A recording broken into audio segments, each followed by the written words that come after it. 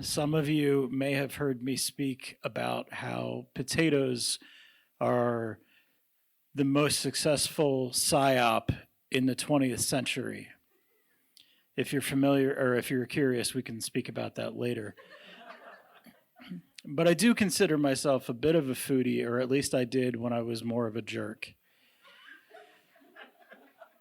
About 15 years ago, I got really into restaurants and I really wanted to eat at like a Michelin star restaurant, but I was employed, but I didn't have a lot of money. So I got the privilege of presenting at a conference in Washington, D.C. about 10 or 12 years ago.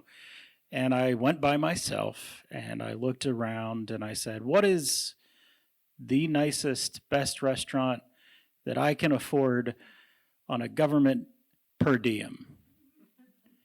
And if you go to a grocery store these days, you can find Momofuku noodles in the grocery store, which is a travesty.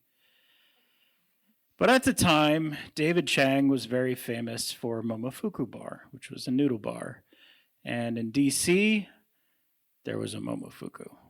And I said, well, they gave me $20. Let's go see what I can afford at David Chang's Momofuku noodle bar for $20. So I went to the bar by myself. The bartender handed me a menu. At the time I was drinking. I ordered too many cocktails. I looked down. I don't like mushrooms. They grow in the ground. We shouldn't be eating them. But I live my life by the mantra that you trust the chef. And I thought, if there's any place in the world that I am going to like mushrooms, it's going to be at David Chang's Momofuku bar. So I ordered the mushrooms.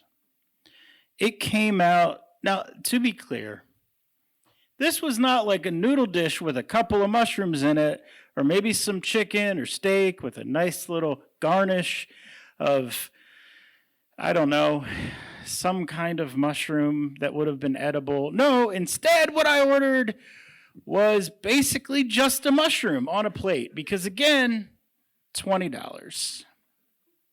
So this thing came out. I looked down and I said, I'm going to do it. I picked it up with chopsticks. I put it in my mouth whole. And the bartender immediately came over and asked me the same thing that Philip just asked this gentleman. How are the first notes?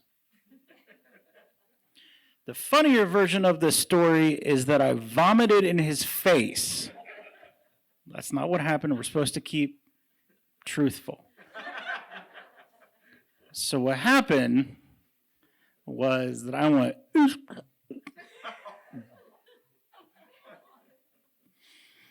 it's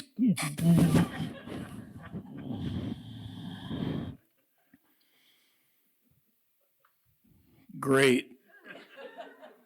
I love it so much.